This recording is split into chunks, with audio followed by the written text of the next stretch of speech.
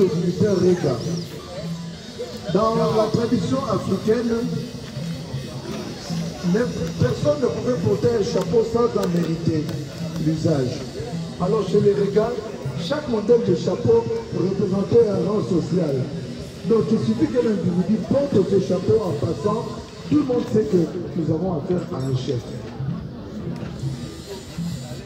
Donc tout cela démontre que nos ancêtres avaient une organisation dont nous devons être fiers aujourd'hui.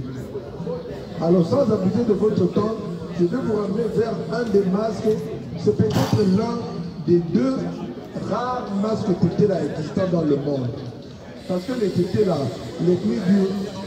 l'ethnie d'où provient l'un de nos héros nationaux, en l'occurrence M. Lumumba, Patrice Emery Lumumba, dont nous avons l'honneur d'accueillir la fille aujourd'hui, Madame Juliana Lumumba, ambassadeur Lumumba, ex-ministre honoraire de la culture et des arts. Je vais vous montrer le masque. Ah ben c'est bien, voilà, on nous l'apporte.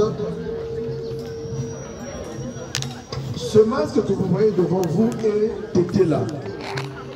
Il est peut-être l'un des deux plus beaux masques tété là au monde. Parce que les tétés là ayant produit très peu d'œuvres d'art, aujourd'hui, l'ONG L'Enfant Plaza, un musée pour l'enfant, est tellement fier de posséder cet objet qu'il s'empêche de le vendre. Combien de fois n'avons-nous pas reçu de propositions afin que nous puissions aliéner cet objet? Des propositions si alléchantes que aujourd'hui nous ne serons peut-être pas devant vous ici en train d'expliquer là. Nous serons peut-être dans un hôtel 3 étoiles à New York, rien qu'après avoir vendu ce masque qui est devant vous. Mais l'ONG Enfant Plaza voudrait le conserver pour la postérité. Pour la postérité. Parce que nous pensons que ces enfants qui sont devant nous, ce sont eux qui seront en mesure demain de pouvoir nous parler de l'art ethnographique du Congo. Pourquoi? Parce que qui d'entre nous, notre génération, est en mesure de me dire que dans notre jeunesse, nous étions en mesure de quitter les parents pour monter dormir dans nos chambres? Non, cela était impossible, surtout quand il y avait un deuil dans l'avenir.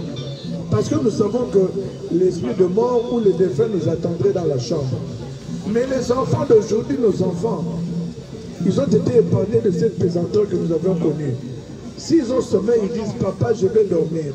Et ils montent dormir tout seuls. Pourquoi? Parce qu'on n'a pas inculqué en eux cette manière de penser qui fait que nos objets soient des objets fétiches.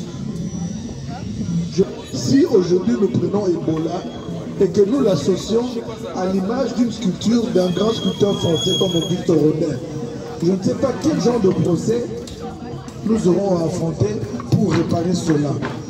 Donc tout cela montre que l'intention malsaine des chercheurs du passé était de nous empêcher d'accéder à cet héritage.